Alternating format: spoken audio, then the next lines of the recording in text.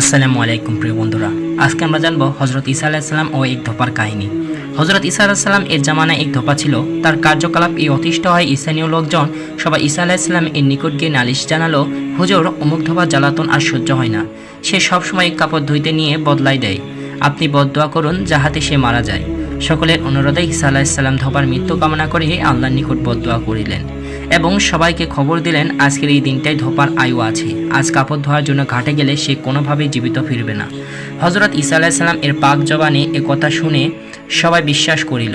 ধোপা তার প্রতিদিনের অভ্যাস মতো 3টি রুটি নিয়ে কাপড় ধোয়ার জন্য ঘাটের দিকে রওনা দিল। পথের মধ্যে এক ভিক্ষুক বলল, অনাহারে আছি, আল্লাহর ওয়াস্তে একটি রুটি খাইতে দিন। ইয়া শুনে ধোপা ভিক্ষুককে একটি রুটি দান করলেন।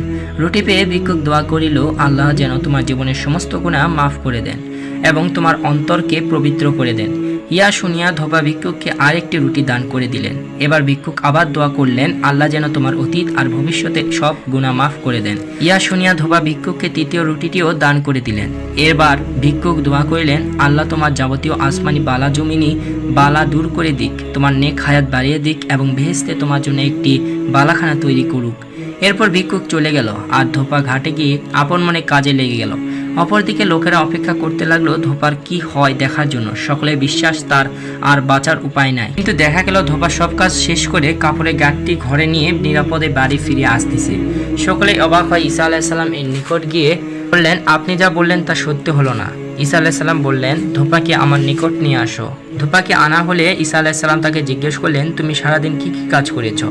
সে বলল, আজকে ঘাটে যাওয়ার সময় এক ভিক্ষুক এর সহিত দেখা হলে আমি তাকে 3টে রুটি দান করেছি। ভিক্ষুক আমার জন্য 3টে দোয়া করলেন। আলাইহিস সালাম বললেন, তোমার কাপড়ে গাঁটটি খুলো। গাঁটটি খুললে তার ভিতর থেকে মুখে লাগাম লাগানো এক কাল সাপ বেরিয়ে আসলো। ঈসা আলাইহিস সালাম জিজ্ঞেস করলেন, হে কাল সাপ, তুমি এখানে কেন?